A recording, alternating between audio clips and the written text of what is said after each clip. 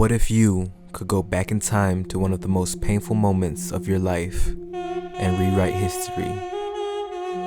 This is what Mohsen Makhmalbaf attempts in his 1996 masterpiece, A Moment of Innocence. 22 years before the film's creation, a teenage Makhmalbaf, caught in the middle of the Iranian Revolution, stabs a policeman during a protest. Due to his age, he avoids a death sentence and instead spends 5 years in prison. In the 60s and 70s, Iran was experiencing rapid modernization, but this economic development carried with it great inequality. While a wealthy elite thrived, much of the population faced poverty and repression under the increasingly authoritarian rule of Mohammad Reza Shah. Aligned with Western interests, the Shah used Savak, Iran's secret police, to brutally suppress dissent and political opposition, earning a reputation as an upholder of imperialism and Western exploitation. At the same time, Iran's deeply rooted history of Shia Islam and its clergy played a crucial role in shaping the ideological landscape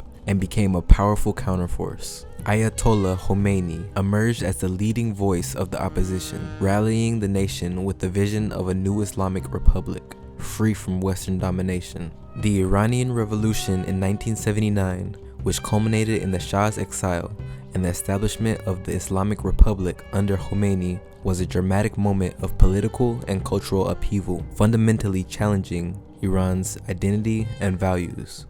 In the aftermath of the revolution, Iranian cinema, once influenced by Western ideals, was now under new jurisdiction of the new Islamic Republic, which sought to regulate cultural expression through the lens of religious fundamentalism and a specific viewpoint of the revolution. Despite these restrictions, filmmakers found ways to use cinema as a medium for exploring the nuanced and often conflicting experiences of the revolution.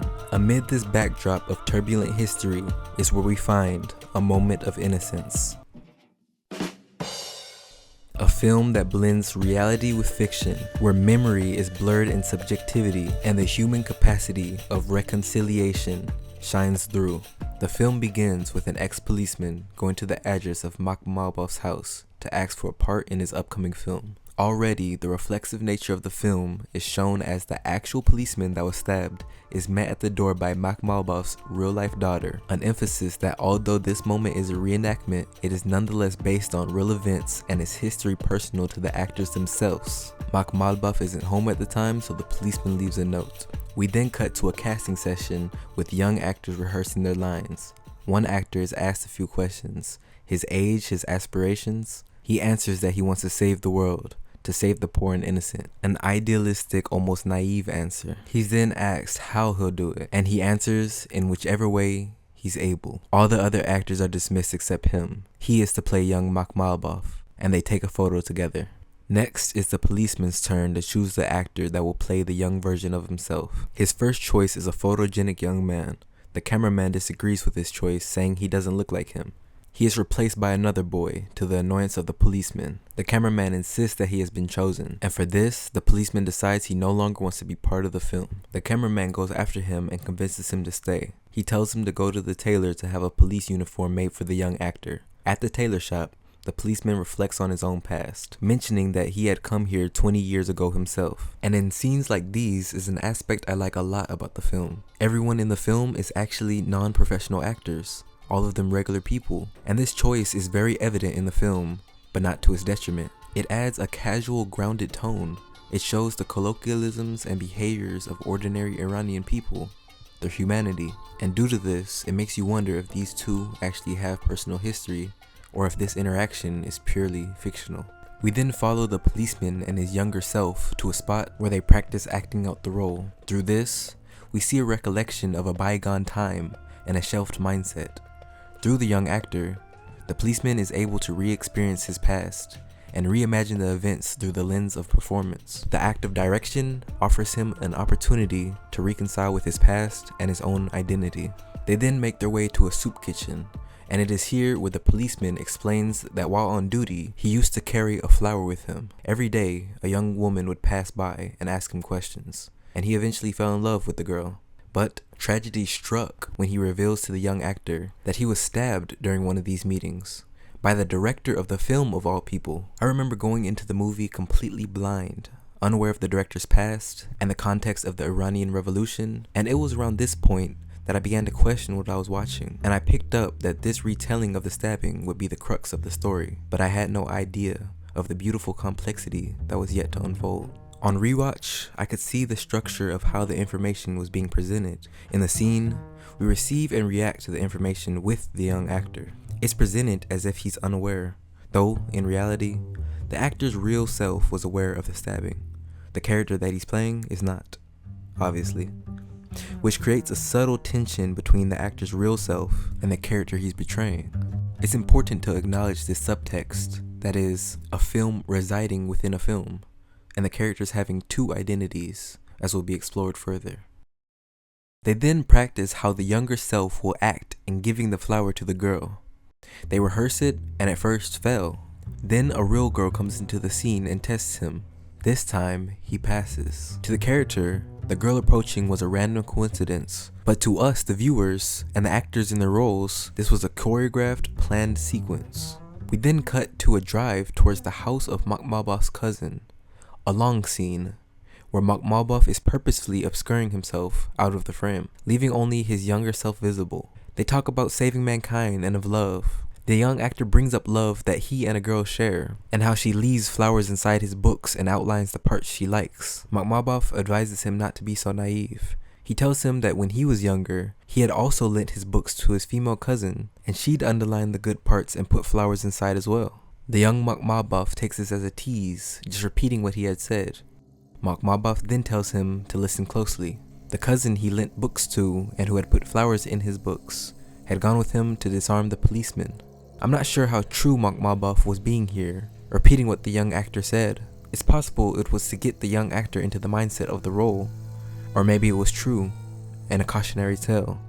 They arrive at the cousin's house to ask her if her daughter would be able to play the role in the filming, saying, "I'm here with the young me to find the young you." The mother doesn't want to be dragged back into Makhmalbaf's ideas again, so she denies. Young Makhmalbaf and the daughter meet when the daughter comes out to offer tea. And in the spur of the moment, they begin to whisper among each other, "Mohsen, when do we disarm the policeman?" "Friday at 10.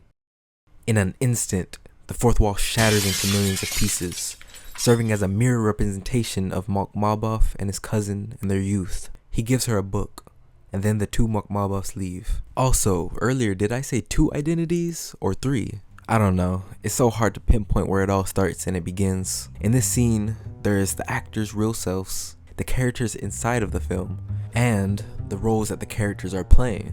And then the interaction with the fourth wall just comes and complicates it even more.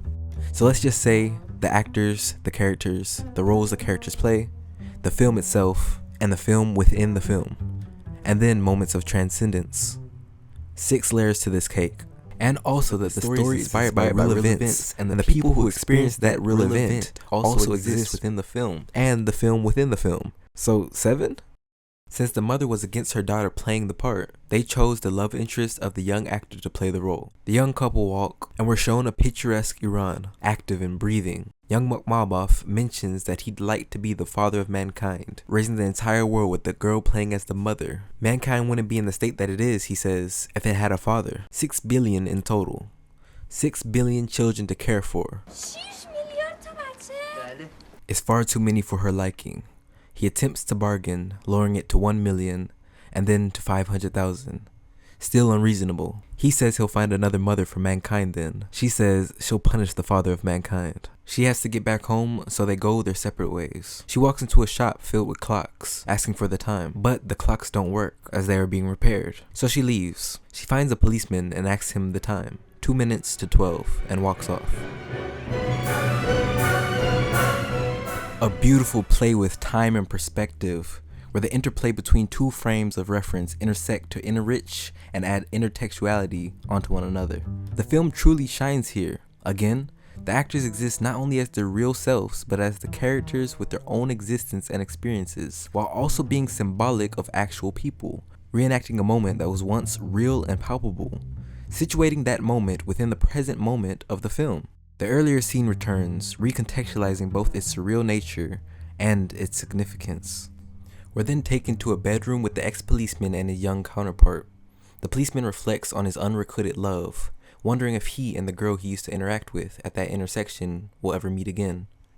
He expresses that it's imperative to have a positive role in the film, as he believes the director has already ruined his life once and deprived him of love. As the shooting of the film within the film is about to begin, the two march towards the shooting location. Upon arrival, a party carrying a coffin comes. The ex-policeman says, and they bow in reverence. The ex-policeman falls into the party, and the cameraman falls in, and the young actor follows behind, placing the flower pot in a piering of light pouring onto a single spot. They sing songs of chant, and the boy is told to return to the shooting location, but when he returns, the pot is missing. He goes searching for this flower pot, this representation of innocent love. He finds it and makes his way back. We're then again in a car with Makhmalbaf, the young actor, and the lover of the young actor. Makhmalbaf gives the boy a knife. The manner in which Makhmalbaf talks to him is almost like he's peer pressuring him. The young actor wants to know if there's another way to save the world. He tells them that the girl is to divert the guard's attention by asking him a question. Say something like, "Can you give me directions?" or "What time is it?" And at that moment, young Makhmalbaf is to go and disarm him. The shooting commences. He buys some bread to hide the knife and they go on further. After a while, the young actor stops and breaks down into tears. Yet, the camera continues on recording. The time continuum of the film within the film has ceased. Yet for us, it hasn't, and we watch on. He can't bring himself to stab the policeman. This could be the character crying and experiencing his own sorrow, but even more, this makes me think that Makhmalbaf is, through the young actor, characterizing his own true, unresolved pain of the situation. "Don't you want to save mankind?" he tells his younger self. They start recording again and rehearse the scene. They go through the motions, coming back to the present. They reach the meeting point, but now there is no policeman for the girl to ask. Another girl picks up the pot and walks off. They've come too early, so they stop shooting and will return when the policeman returns. But as they leave, the policeman returns. But when he returns, the pot is missing. We return to the scene of young Makhmalbaf buying bread and hiding the knife. They again begin to walk towards the meeting spot.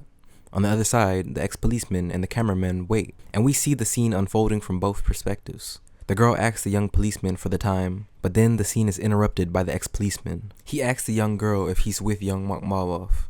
After hearing this, he quits. He had no idea that the girl he had loved when he was younger had been part of the attack. He is devastated by this discovery. He eventually is able to return, however this time, he instructs the young policeman that if anyone stops to speak with him, to shoot them. This is important to him. 20 years adrift, he must get his redemption. The two now walk towards the meeting place, carrying out these recursive actions we've seen previously. The policeman uncomfortably waits. The girl inches closer, readying herself. Young Makhmalbaf following behind. She asks the time. He undoes his holster. She asks again. Clutching the gun, Makhmalbaf moves forward. He reaches for the flower pot. This intersection of innocence, human nature, and redemption in a hunting freeze frame. As of 2025, all of the films of Mohsen Makhmalbaf are banned in Iran, as well as his 30 published books. His children and his wife all make films. Their work is banned as well. Yet, my first interaction with Iran, and a positive one at that, was through Makhmalbaf. I believe that great art should never be suppressed. Quite the opposite. I believe that great art from different perspectives that contrast your own should be held in high regard, treated with care and understanding. Taking on such tasks grows you as an individual and fosters empathy. My goal in making this is to bring a few more people to experience the film and interpret it for themselves, to connect and create a net positive influence. I would love to travel to Iran one day, so I hope that this video doesn't result in me being banned from traveling to Iran, as I love the Persian language and Iranian culture. It would be a travesty. Through of cinema, we travel to other country. We could understand a human being everywhere. If you speak Germany, if I speak Persian, we couldn't understand each other. But we start to speak with each other through of language of cinema, language of the image. Even I believe that the YouTube is sort of cinema.